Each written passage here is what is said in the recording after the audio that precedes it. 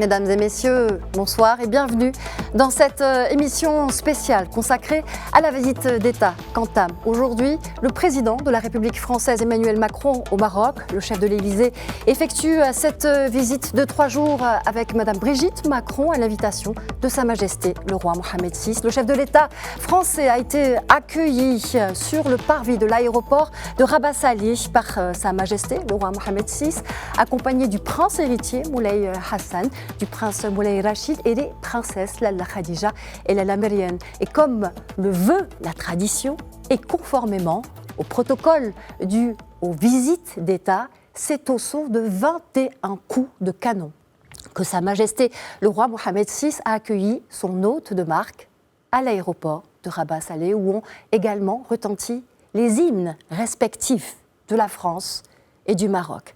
La dernière visite du chef de l'État français remonte à novembre 2018. Le président Macron était alors venu aux côtés de Sa Majesté le roi Mohamed VI inaugurer le lancement de la ligne à grande vitesse Tanger-Casablanca. 6 ans plus tard, c'est un nouveau chapitre qui s'inscrit dans les relations maroco-françaises. En témoigne entre autres l'importante délégation qui accompagne le chef de l'État français en ce 28 octobre 2024 qui sera probablement à marquer d'une pierre blanche dans l'histoire des relations entre Rabat et Paris, une visite qui marque l'ambition de refondation d'un partenariat d'exception, un partenariat définitivement renforcé depuis le soutien clair et ferme du président Emmanuel Macron au plan d'autonomie du Royaume pour le Sahara marocain, un soutien formulé en personne par le président de la République française dans une lettre envoyée à Sa Majesté le roi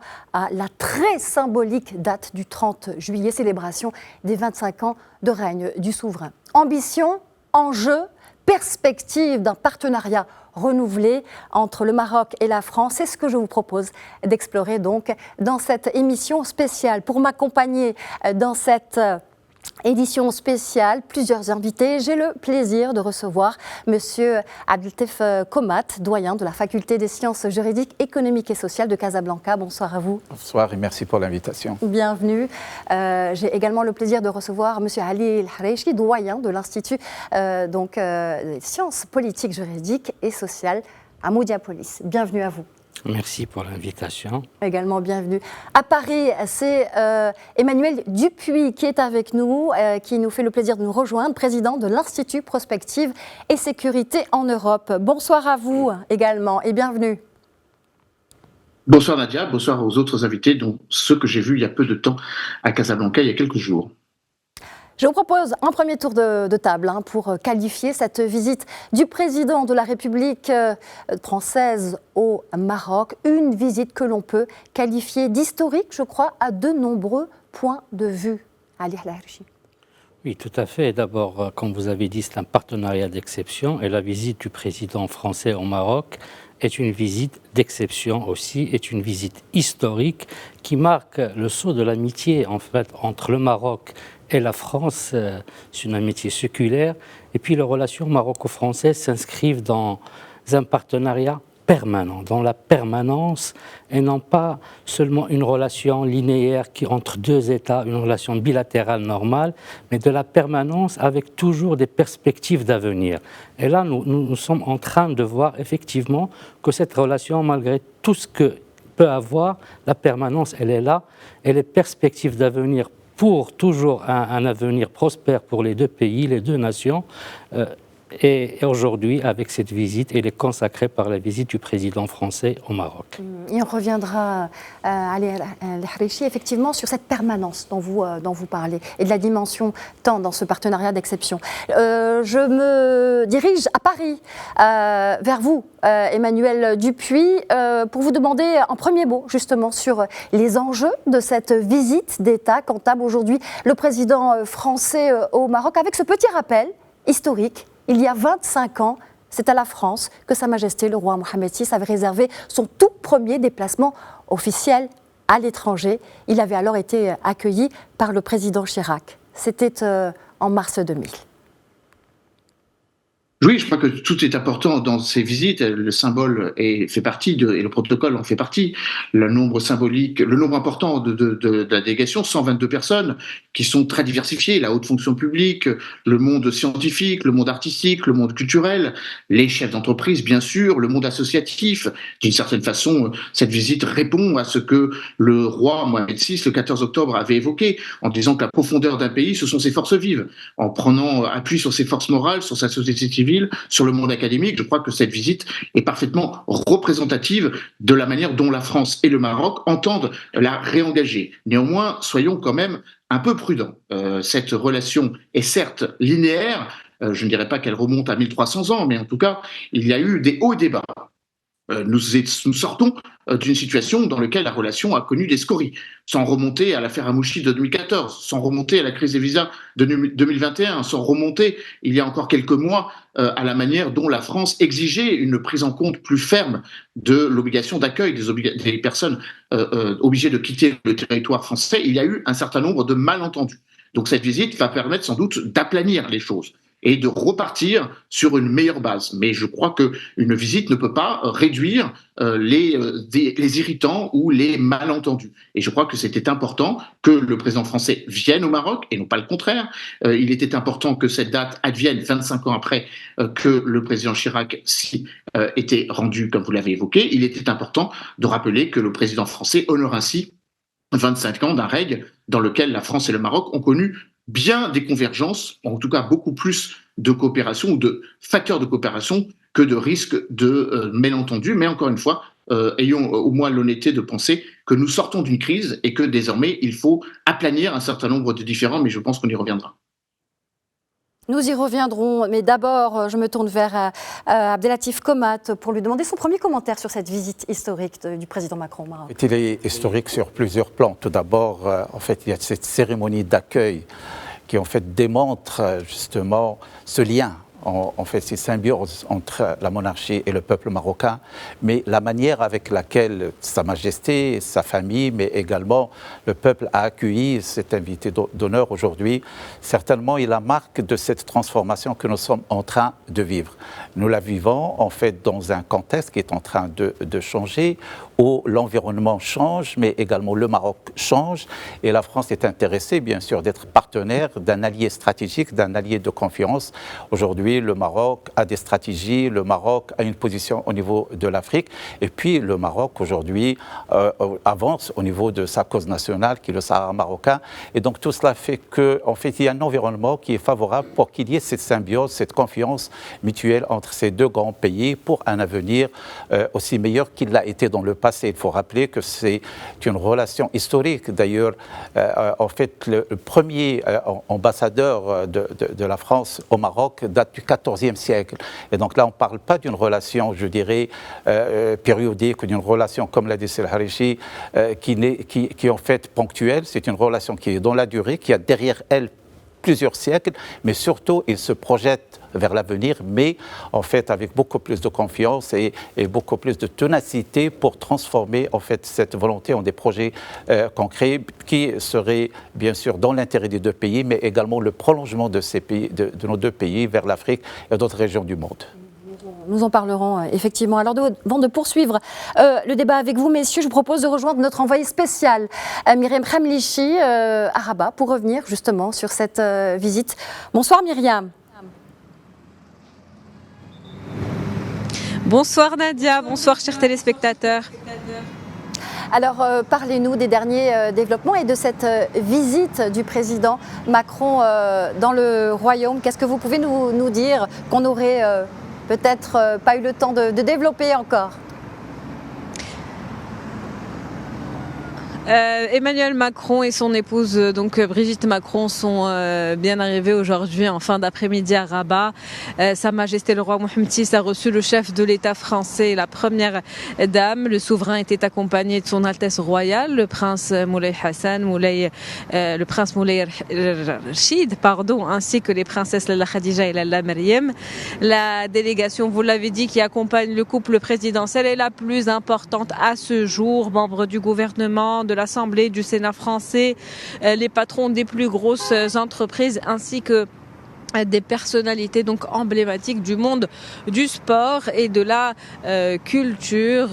Cette visite qui survient donc suite à la reconnaissance par la France de la marocanité du Sahara, donc la souveraineté en tout cas du Maroc sur ces provinces du Sud. Visite qui marque une étape importante aujourd'hui et décisive dans le renforcement des relations entre les deux pays, un partenariat qui se veut aujourd'hui renouvelé. Le Maroc et la France entament une nouvelle ère de coopération, on va dire stratégique, une coopération dans plusieurs secteurs basée sur une logique d'intérêt commun et de relations gagnant-gagnant, partenariat gagnant-gagnant et un discours d'égal à égal.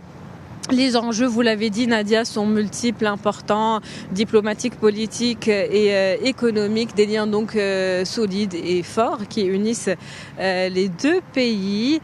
Une visite qui, rappelons-le, va durer donc 3 jours, signature de conventions qui sont attendues, discours également très attendus. Demain, vous l'avez compris, le programme est bien chargé.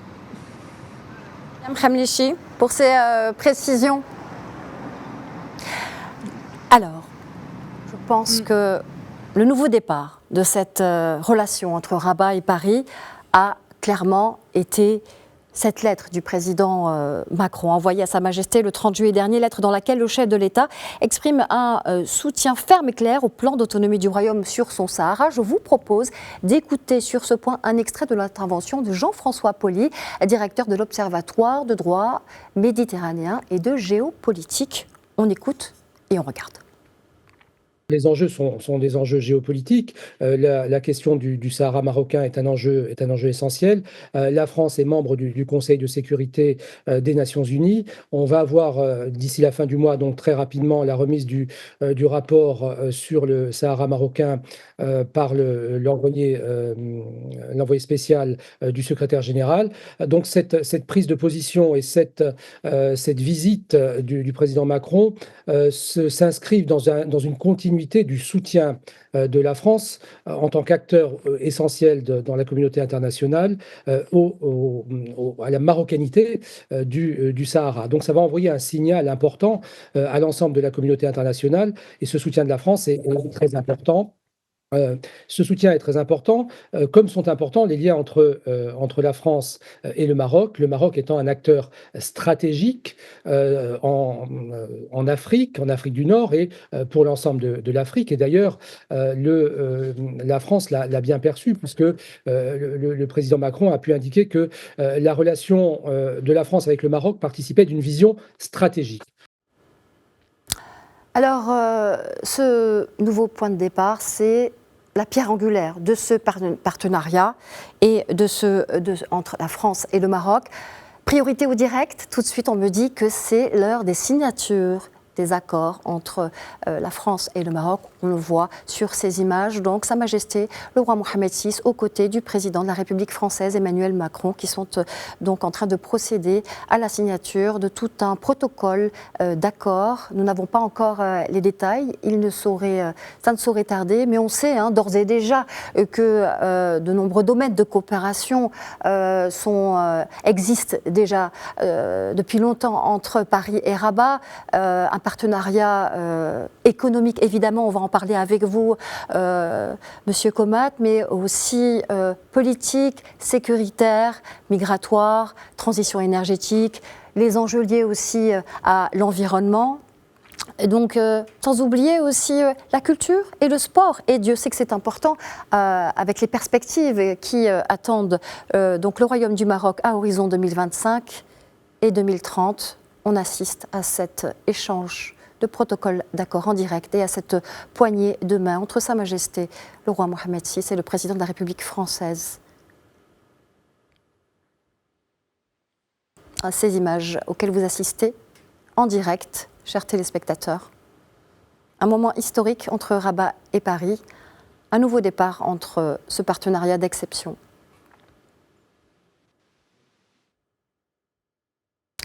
Partenariat d'exception, on disait donc, avec au cœur de cette relation, ce point de bascule, cette lettre du président Macron et ce soutien au dossier du Sahara.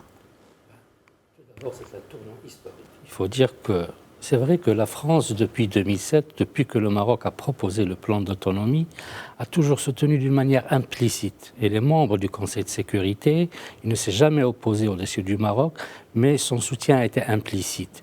En droit international, une reconnaissance par le chef de l'État qui représente son pays, ça équivaut à ce qu'on appelle une reconnaissance explicite de la marocanité du Sahara, c'est-à-dire de la souveraineté du Maroc sur son espace, territoire, qu'il soit terrestre ou maritime, c'est-à-dire au niveau du sud du Maroc.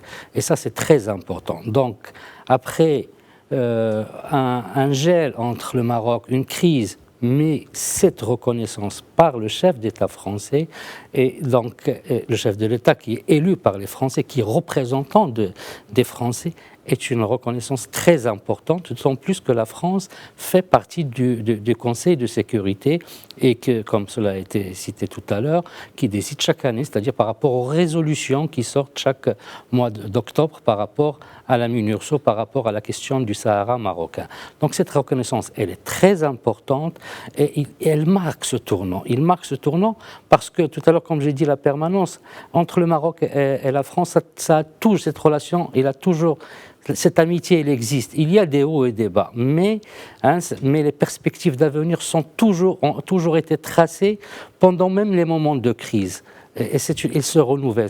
Et depuis toujours, c'est-à-dire, je dirais, depuis l'indépendance du Maroc, si on parle du temps contemporain, il y a toujours eu cette relation-là. Et le Maroc et la France, c'est aussi deux nations séculaires, c'est deux États-nations. C'est ça ce qui fait la force de ces deux pays, qui se comprennent. Des États millénaires, des États-nations, c'est-à-dire des États qui ne sont pas le fruit de la décolonisation. Ce sont des États qui existaient avant la colonisation et qui ont une histoire d'amitié, qui ont, tout à l'heure vous avez parlé, c'est Comat, du premier consul français au Maroc au XIVe siècle, et puis aussi des ambassades marocaines qui partaient en France et en Europe. Donc ce sont des États-nations. Et cette reconnaissance par la France est très importante parce que qui mieux que la France connaît l'histoire de cette région, qui mieux des frontières marocaines, du territoire marocain. Donc c'est une reconnaissance d'une légitimité par un acteur qui était là et qui connaît l'histoire du Maroc et qui connaît les frontières terrestres et maritimes du Maroc. Et donc c'est quand même un tournant très important. Et cette visite-là, il vient à point parce que ça reste quand même deux pays amis qui peuvent avoir des différends, mais qui construisent, c'est-à-dire tout au long de leur relation, cette amitié qui la construisent, enfin, c'est une amitié et des intérêts de part et d'autre. Vous avez tout à l'heure, parlé d'égal à égal. Alors c'est très important, effectivement. Mais avant de parler d'égal à égal, j'aimerais confirmer avec vous, messieurs, cette dimension du temps long et de la construction vers l'avenir pour effectivement en finir avec ces hauts et ces bas dont on parlait tout à l'heure. Approfondissement, modernisation du partenariat d'exception. Et là, je cite le président Macron dans cette lettre envoyée le 30 juillet dernier à Sa Majesté le roi Mohamed VI. Je considère que le présent et l'avenir du Sahara s'inscrivent dans le cadre de la souveraineté. Ce sont donc les mots du président français, l'Élysée qui évoque de son côté cet avenir aussi et un partenariat qui souhaite s'inscrire dans des décennies, dans les 30 ans à venir. Donc c'est une dimension du temps, une dimension du temps long qui est confirmée ici. Alors des relations séculaires, c'est vrai, on le disait à l'instant, qui s'inscrivent dans une nouvelle équation, une équation géostratégique. Et il a clairement été question ici de souveraineté respective en matière économique, en matière politique, énergétique, sanitaire et aussi une souveraineté liée aux enjeux environnementaux. J'aimerais que l'on parle avec vous, Sikomat, de cette dimension économique. La France est le premier investisseur étranger au Maroc et puis les échanges commerciaux ont doublé ces 10 dernières années. Alors comment ce partenariat économique peut-il évoluer à la lumière de cette nouvelle équation, de cette relation d'égal à égal dont vous parliez ? Effectivement, tout d'abord, rappeler que la France est le premier partenaire économique. Et lorsqu'on évoque en fait, le partenaire économique, ça englobe plusieurs dimensions. Bien sûr, il y a les échanges commerciaux. Pratiquement aujourd'hui, nous sommes à 14 milliards d'euros d'échanges entre les deux pays. Et la particularité, c'est que pratiquement, en fait, le Maroc aujourd'hui exporte plus qu'il n'importe de la France. Aujourd'hui, nous avons une balance commerciale qui est bénéficiaire pour le Maroc parce que, effectivement, aujourd'hui, nous connaissons en fait je dirais, un développement très intense de secteurs porteurs, notamment l'automobile, l'aéronautique, et grâce à ces deux secteurs, pratiquement le Maroc a pris le dessus au niveau des échanges commerciaux. Alors bien sûr, à part les échanges commerciaux, il y a l'investissement. La France est le premier investisseur au Maroc. Il a toujours accompagné la dynamique économique au Maroc sur le plan industriel, au niveau de l'agriculture, au niveau du tourisme, l'urbanisme, l'infrastructure. Il a toujours été omniprésent. Et puis, bien sûr, il y a deux volets très importants qui sont les transferts de Marocains du monde. La France, aujourd'hui, le pourvoyeurs, grâce aux Marocains qui sont installés en France en devise. Et il faut le rappeler qu'aujourd'hui, les Marocains du monde, le Maroc reçoit plus de 100 milliards de dirhams chaque année. C'est très important. Et puis le flux des touristes. Aujourd'hui, les Français restent les premiers touristes au Maroc. Et donc, tous ces flux font que nous sommes devant le premier partenaire historique de notre pays. Alors maintenant, comment développer justement cette dimension économique aujourd'hui? Il s'agit tout d'abord de capitaliser sur tout ce qui existe, notamment, il faut rappeler que nous avons plus de 1000 entreprises en fait, françaises installées au Maroc qui représentent en fait des PME, mais également ce qu'on appelle les entreprises du CAC 40, c'est-à-dire les plus grandes entreprises françaises qui sont implantées à travers des filiales au Maroc. Alors, il y a bien sûr cette existence qui capitalise sur un certain nombre de secteurs classiques, mais de plus en plus, et c'est peut-être la nouveauté, c'est que la tendance est d'aller vers des secteurs stratégiques, qui sont stratégiques pour le Maroc notamment, mais stratégiques sur un plan universel. Alors, lorsqu'on évoque les secteurs stratégiques, tout ce qui est numérique, bien sûr. Aujourd'hui, la digitalisation, vous savez que le Maroc a un grand projet de digitalisation, notamment de l'administration publique, qui fait partie de la stratégie numérique à l'horizon 2030. Donc là également, la France se présente pour soutenir le Maroc dans ce sens-là. Il y a tout ce qui est développement durable. Aujourd'hui, le Maroc s'intègre de plus en plus dans les énergies renouvelables, dans l'hydrogène. Là également, il y a l'expertise française. Et puis même dans l'intérêt de la France, parce qu'il faut voir que nous sommes dans une relation win-win. Aujourd'hui, le Maroc s'impose et s'imposera dans l'avenir comme un exportateur d'énergie, notamment l'énergie propre.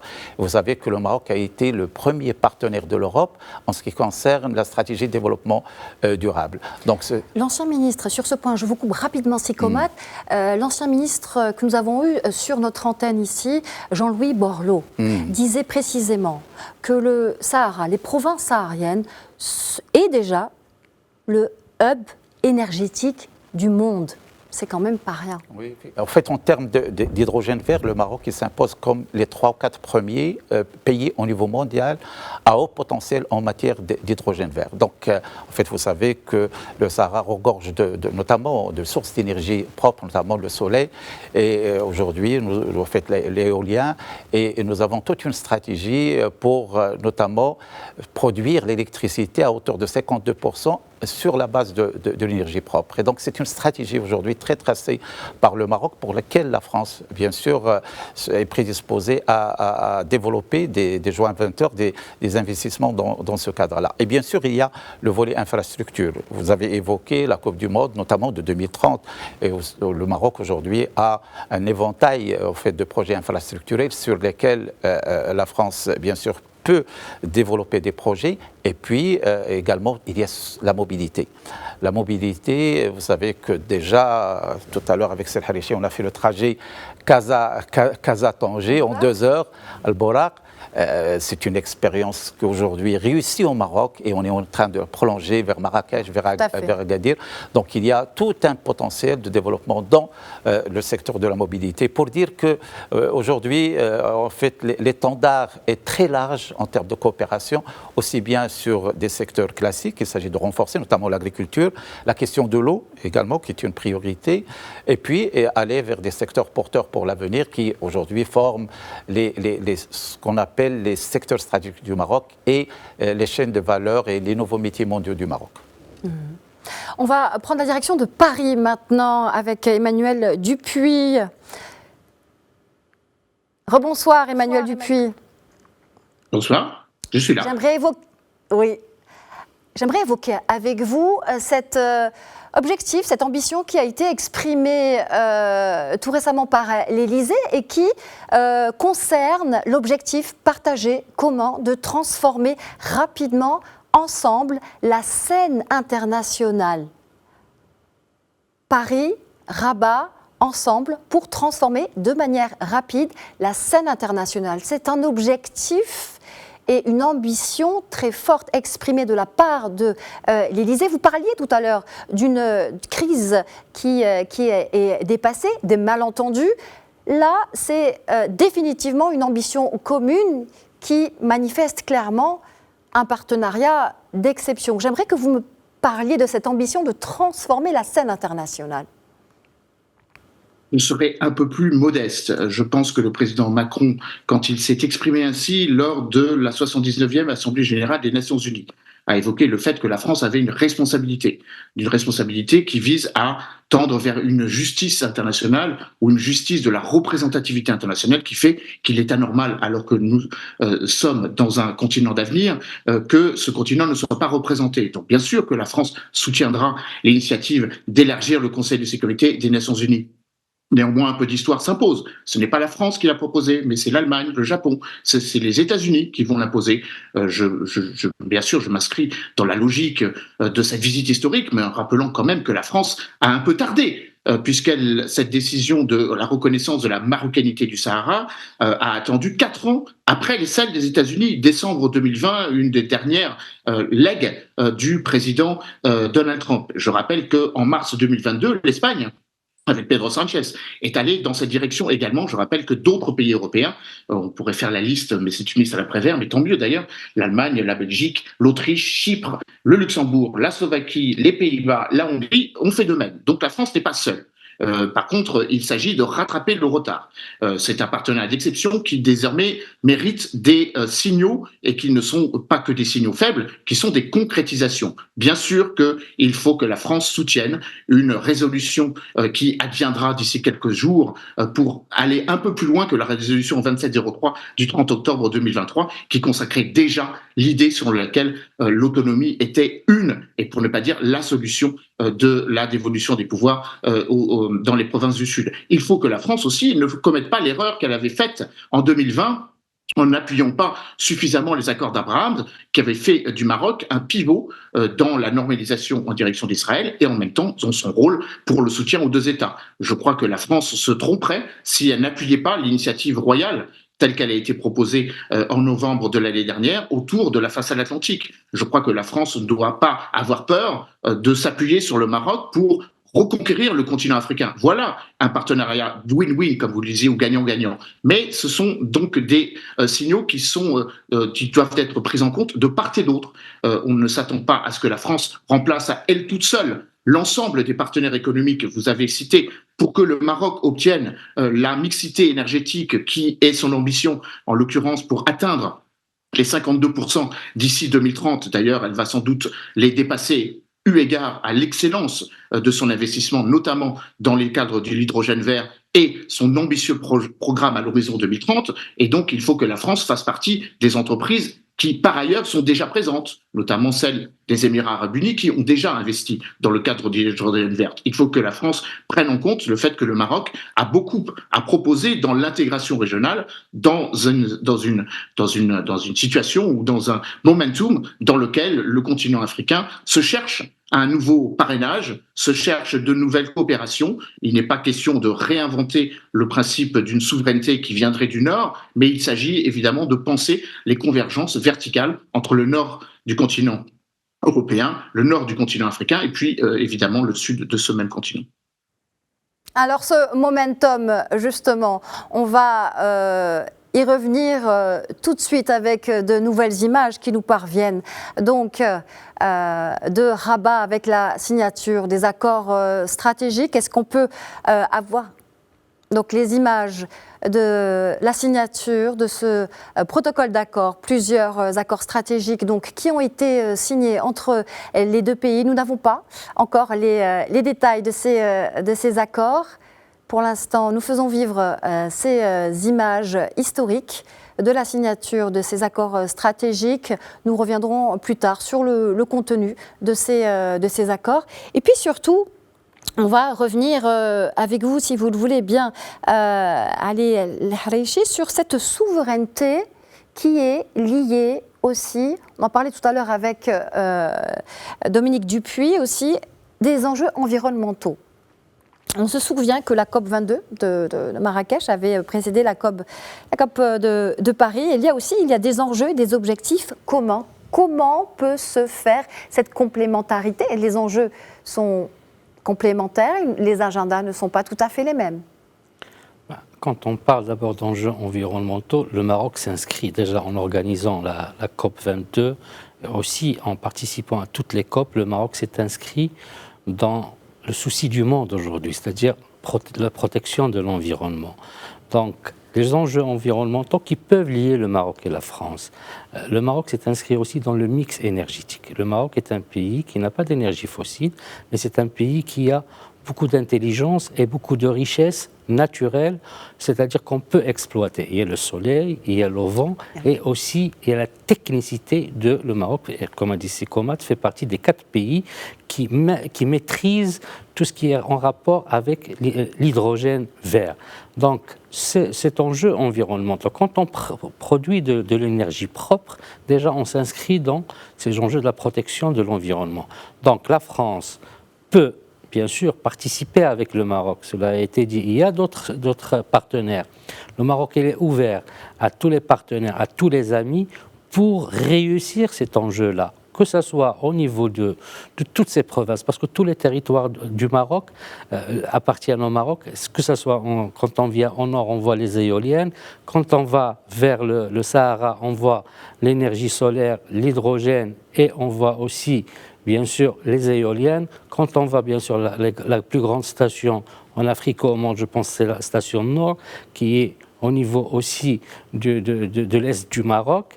Donc tout ça fait que le Maroc s'inscrit dans l'enjeu environ. Et c'est un enjeu aujourd'hui où toute la planète elle est dans le souci, c'est-à-dire avec l'environnement. On voit que les températures qui ont augmenté d'année en année, et la France peut apporter quelque chose au Maroc, mais le Maroc aussi a aujourd'hui de la technicité. Donc quand on parle de la souveraineté, aujourd'hui si on parle des régions sud du Maroc, ce sont des régions, bien sûr, il y a le soleil, il y a la lumière et il y a du vent.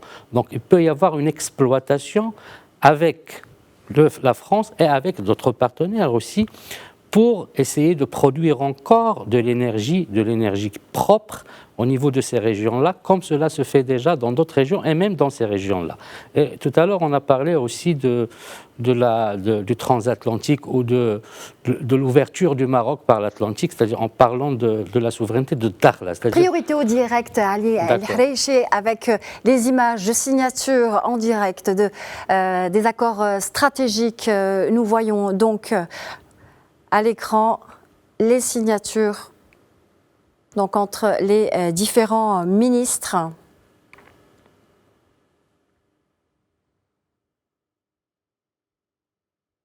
Sur le plan intérieur, on voit à l'écran Bruno Retailleau et son homologue marocain. Nous voyons que ces images relatives à la coopération financière dans le secteur ferroviaire. Pour la République française, M. Antoine Armand, ministre de l'Économie, des Finances et de l'Industrie.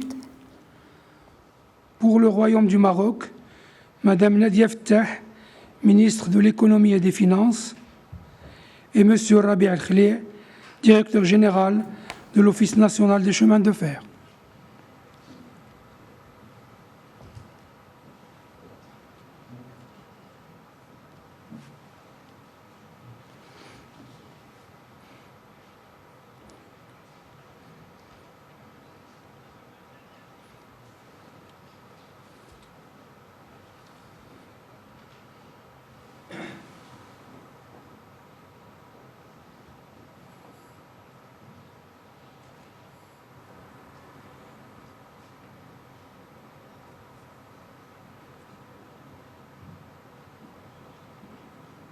on le disait tout à l'heure, on parlait du grand chantier stratégique, effectivement, du TGV.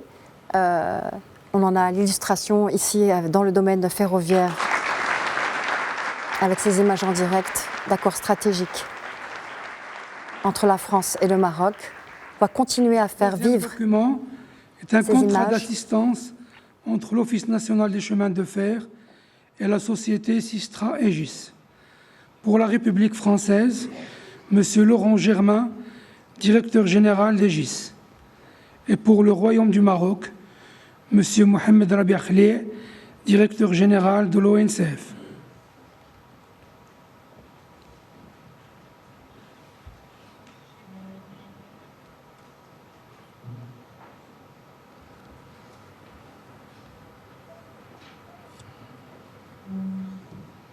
Au niveau donc du domaine ferroviaire, leur densité, leur stratégie, leur dimension névralgique, et pour le Maroc et pour la France, pour des enjeux complémentaires, se confirment ici avec cette signature entre les chemins de fer français et l'ONCF.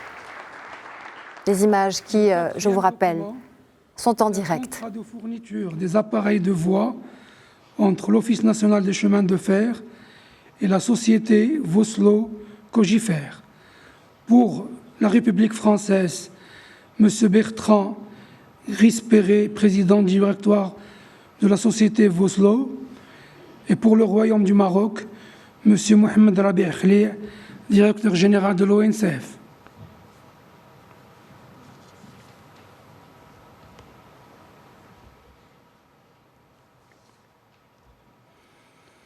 La dimension stratégique, on le voit, se confirme.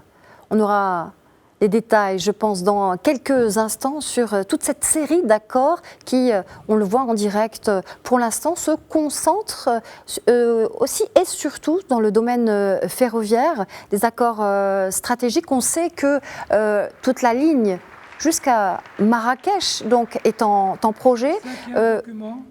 On laisse encore vivre les images, on écoute le prochain accord. Pour le développement de la filière de l'hydrogène vert.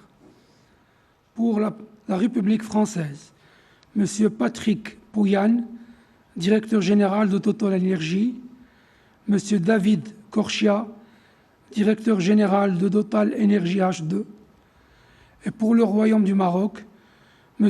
Abdelouafi Ftit, ministre de l'Intérieur, Mme Nadia Ftah, ministre de l'Économie et des Finances, Mme Leïla Ben Ali, ministre de la Transition énergétique et du Développement durable, et M. Karim Zidane, ministre délégué chargé de l'investissement, de la convergence et de l'évaluation des politiques publiques. Et donc à l'instant, c'est tous les enjeux et l'exploitation de l'hydrogène vert, enjeu stratégique et majeur, qui est en train d'être signé entre le Maroc et la France avec les ministres de tutelle. Un enjeu stratégique aussi, et pour le Maroc et pour la France. On aura les détails dans quelques instants. On en parlait tout à l'heure, justement. On parlait des provinces sahariennes, si Al-Haraichi. On y reviendra peut-être. Pour l'instant, on laisse vivre ces images avec ces signatures plurielles avec les différents ministres de tutelle, des images qui sont historiques et qui sont en direct sur Medi 1 TV dans le cadre de cette émission spéciale.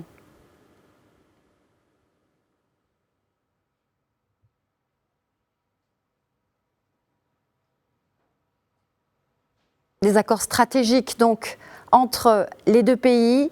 Le domaine ferroviaire, maintenant l'hydrogène vert, probablement des accords aussi en matière sécuritaire, nous le verrons.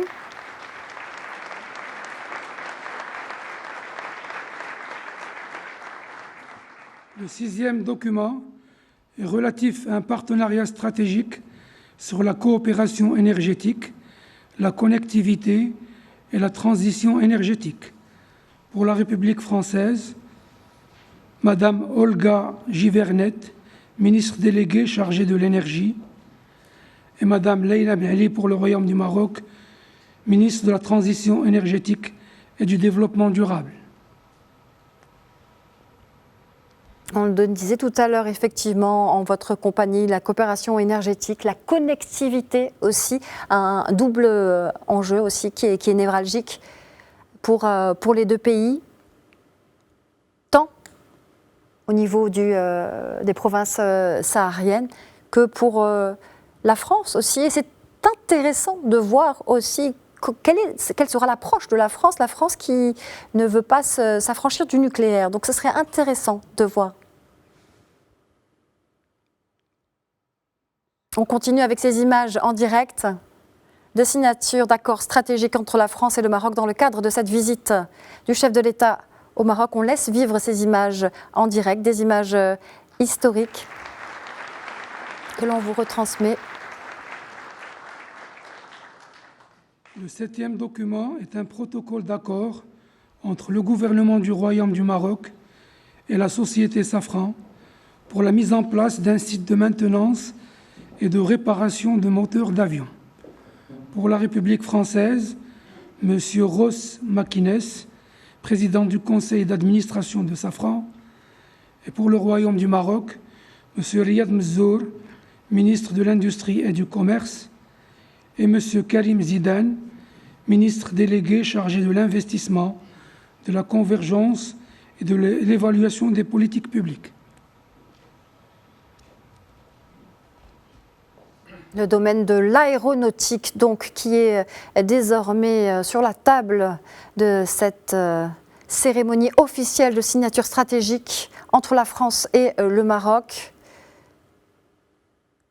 Et on s'en souvient, la RAM avait lancé une offre importante justement pour élargir sa flotte. Nous verrons dans quelques instants quels sont les détails de ces accords stratégiques. Domaine ferroviaire, coopération énergétique, connectivité, aéronautique, on le voit, ce sont des accords d'envergure dans des domaines névralgiques pour les deux pays qui sont en train d'être signés dans cette cérémonie officielle. On continue avec ces images en direct depuis Rabat et on voit à l'écran la délégation officielle. Relative au renforcement de la coopération en matière de protection civile. Pour la République française, M. Bruno Retailleau, ministre de l'Intérieur. Et pour le Royaume du Maroc, M. Abdel Ftit, ministre de l'Intérieur.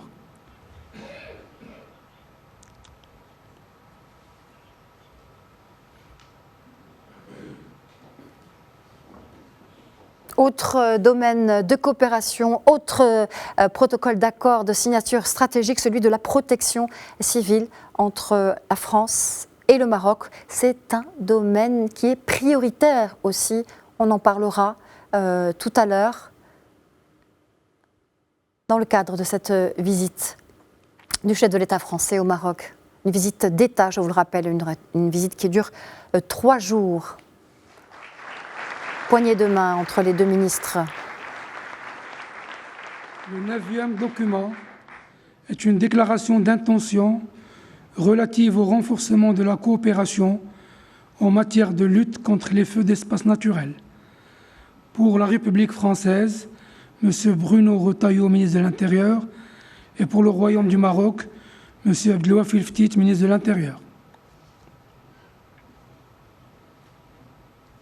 Autre pan de coopération aussi, et on voit que on va de plus en plus loin dans la précision et dans les domaines de coopération. Là, il s'agit de coopération de lutte contre le feu d'espace naturel, et c'est une solidarité ici qui est exprimée entre les deux pays.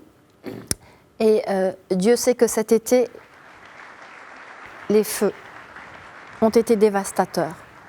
Le 10e document est une déclaration entre l'Agence nationale des ports du Maroc et l'Agence française de développement. Pour la République française, M.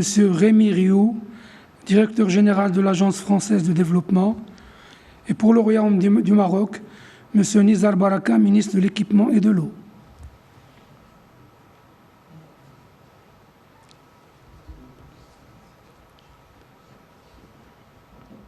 En voilà un autre domaine névralgique aussi dans le domaine portuaire, plein dans l'actualité justement, en lien avec l'initiative royale atlantique qui a pour objectif de développer les 23 pays riverains de l'Atlantique, mais aussi de désenclaver les pays du Sahel, le Burkina Faso, le Niger et le Mali.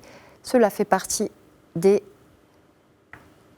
domaines de coopération qui vont être enclenchés.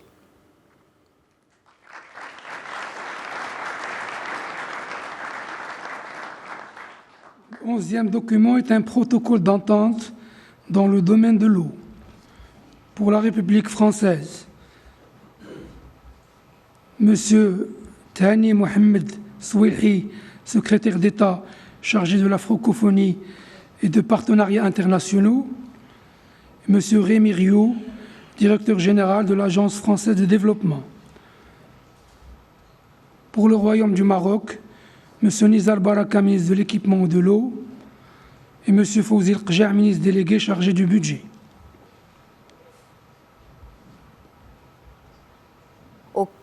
Au cœur de la problématique du Royaume avec le stress hydrique. Cela fait 6 années maintenant que le Maroc traverse 6 années consécutives que le Maroc traverse, donc 6 années de sécheresse. Et on s'attendait évidemment à ce genre accord stratégique pour lutter contre le stress hydrique. Et là, on verra aussi comment la politique et la construction des barrages du Maroc peut être inscrite dans ces accords, et comment la France aussi épousera cette problématique et quels en seront les enjeux.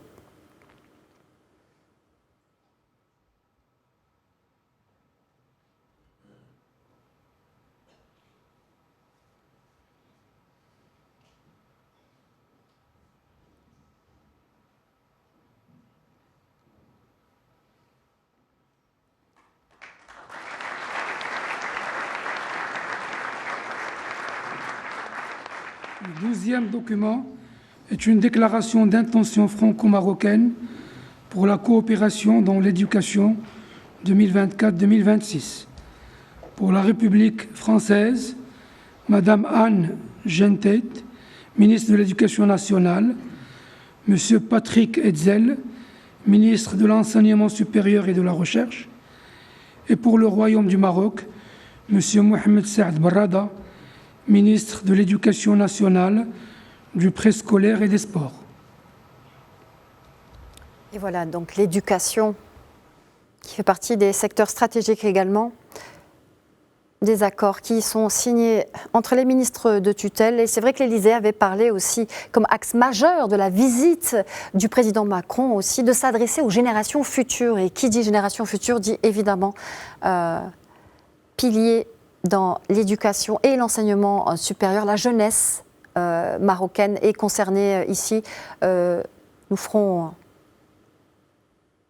un débriefing sur ces accords, toute cette série d'accords stratégiques qui est signée devant les deux chefs d'État, Sa Majesté le roi Mohamed VI et le président de la République française.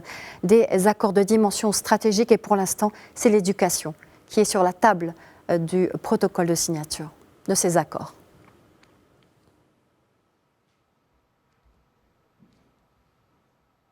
Des images en direct, des images historiques dans le cadre de cette visite du chef de l'État français et que nous vous retransmettons dans le cadre de cette émission dédiée intégralement à cette visite d'État.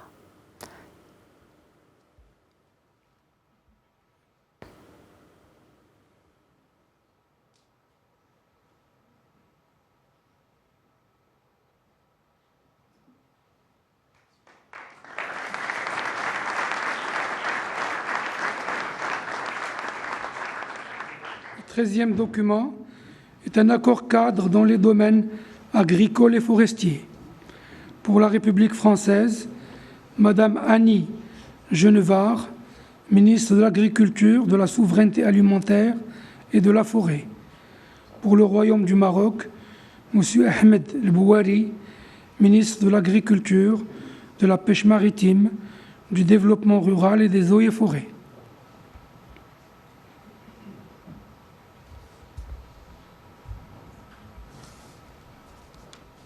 Domaine agricole et forestier, donc sur la table des accords qui sont en train d'être signés entre les ministres de tutelle, des accords d'une dimension historique et des images en direct. Domaine ferroviaire, hydrogène vert, coopération énergétique, aéronautique, protection civile, les ports, le stress hydrique, la coopération dans l'éducation, domaine agricole et forestier qui vient d'être signé à l'instant entre les deux ministres marocains et français. Le 14e document est une déclaration d'intention dans le domaine de l'enseignement supérieur, de la recherche scientifique et de l'innovation pour la République française. M. Patrick Hetzel, ministre de l'Enseignement supérieur et de la Recherche, et pour le Royaume du Maroc, M. Azdine Midawi, ministre de l'Enseignement supérieur, de la Recherche scientifique et de l'innovation.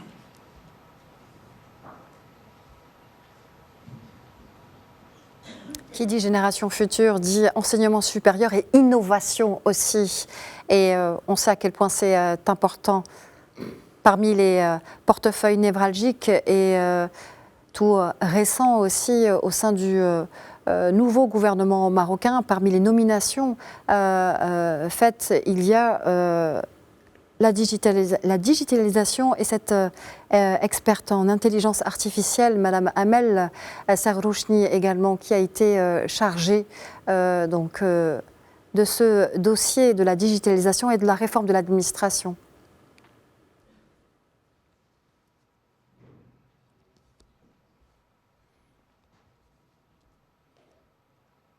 Des images en direct sur Média TV à l'occasion de la visite du président Macron au Maroc.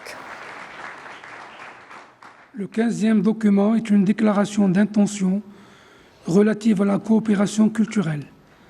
Pour la République française, Madame Rachida Dati, ministre de la Culture.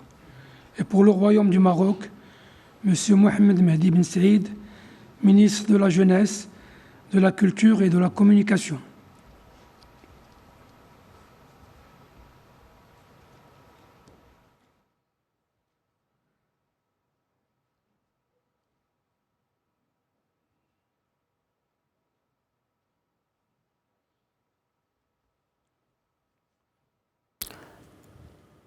Je propose que nous continuions le débat.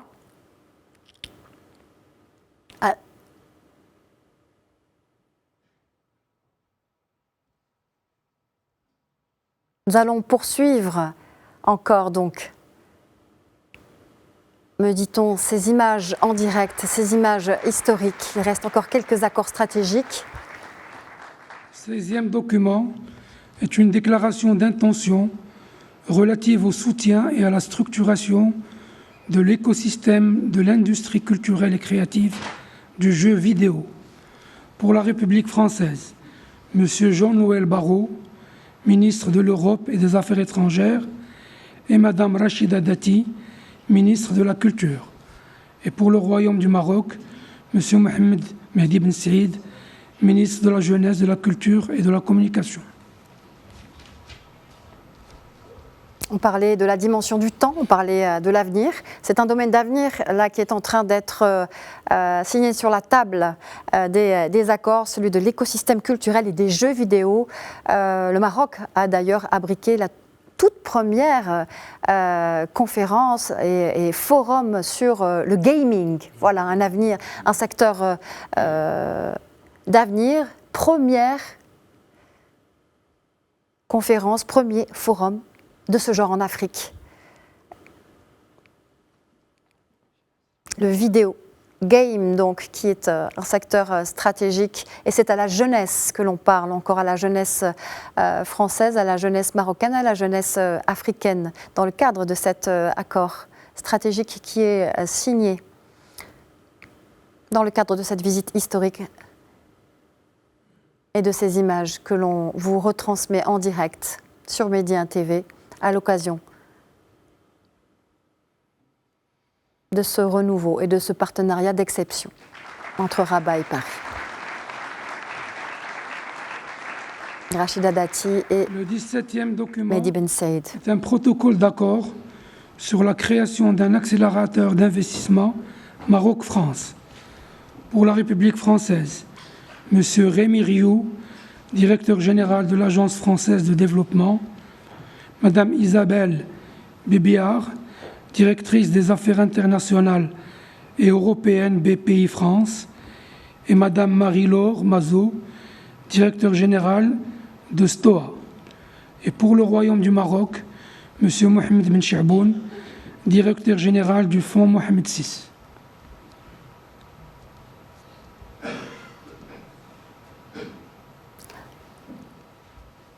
Accélérateur d'investissement, cela confirme la volonté et l'ambition des deux pays qui ont doublé leurs échanges commerciaux et donc d'accélérer les investissements dans un sens comme dans un autre.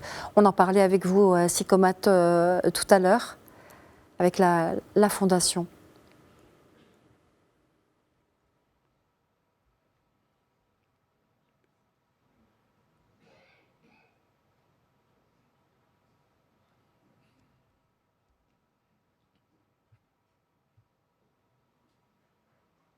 D'accord, donc pour des accélérateurs d'investissement entre la France et le Maroc qui sont signés actuellement par les ministres de tutelle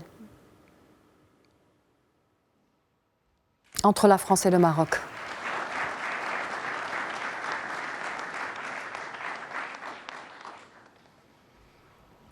Le 18e document est un protocole d'accord entre le groupe Office chérifien des phosphates et l'Agence française de développement dans le domaine de la décarbonation.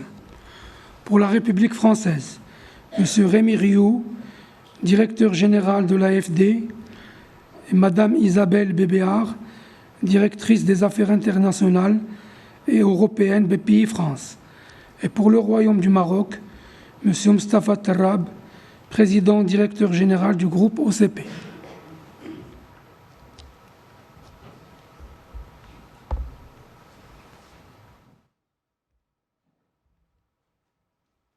Le domaine de la décarbonation qui est au cœur de cet accord avec Moustapha Tarrab à l'écran qui signe cet accord stratégique entre la France et le Maroc et ses homologues français sur ces images en direct. Nous continuons de vous faire vivre cette visite et ce moment de la cérémonie officielle d'accord stratégique entre la France et le Maroc avec à l'écran la délégation côté français. Et aussi, côté marocain, nous voyons le chef du gouvernement et le gouvernement marocain également présent lors de cette cérémonie officielle de signature d'accord stratégique entre les deux pays.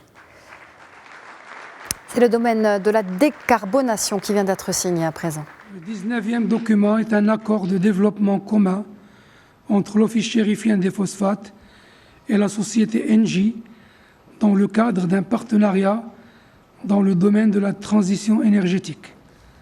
Pour la République française, Madame Catherine MacGregor, directeur général Engie, et pour le Royaume du Maroc, Monsieur Moustapha Tarrab, président directeur général du groupe OCP.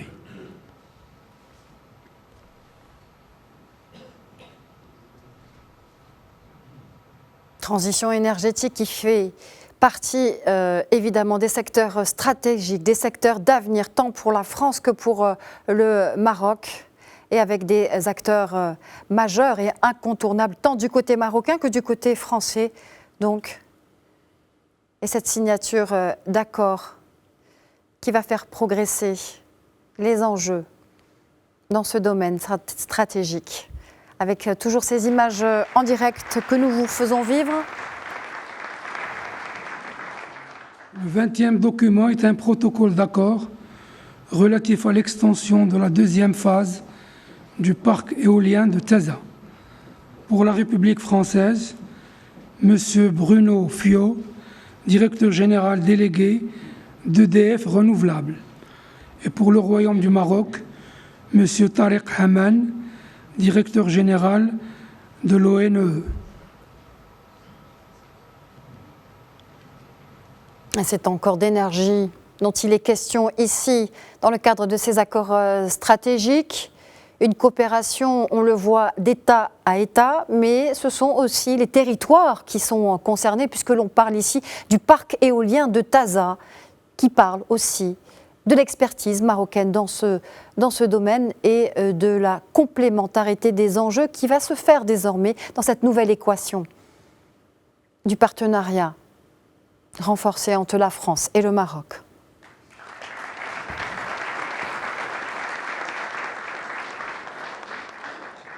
Le 21e document est un protocole d'accord entre CMA-CGM et Tangemed. Pour la République française, M. Rodolphe Sadé, président directeur général CMA-CGM, et pour le Royaume du Maroc, M. Fouad Brini, président du groupe Tangemed.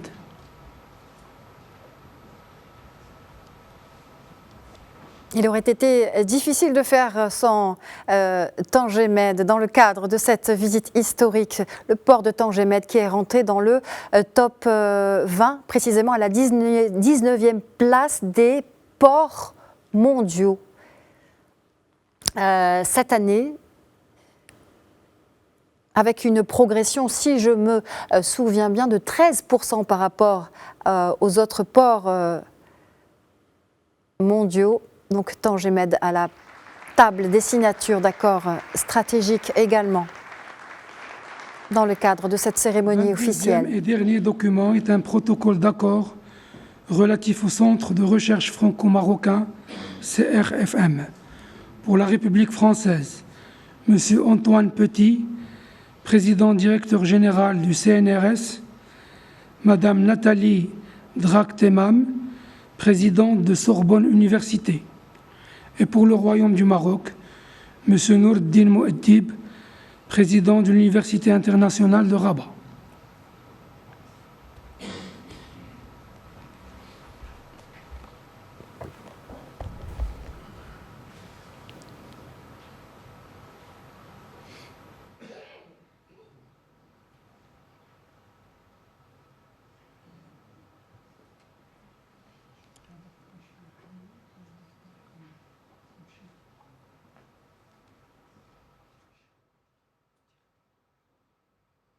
Il s'agit donc du 22e et dernier accord signé entre la France et le Maroc dans le cadre de cette cérémonie officielle de signature d'accord entre les deux pays.